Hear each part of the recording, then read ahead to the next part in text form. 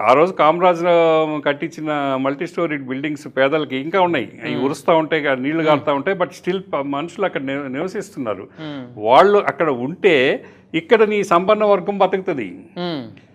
లేకుండా ఉంటే నీ ఇంట్లో పనిచేసేవాడు ఎవడు, నీ కారు తోలేవాడు ఎవడు, నీ గుమాస్తా ఎవడు, లేకపోతే నీ ఇంటికి వడ్రంగి పని చేసేవాడు ఎవడు, బెల్లారి పని చేసేవాడు ఎవడు, వాడు ఎక్కడి నుంచి రావాలి?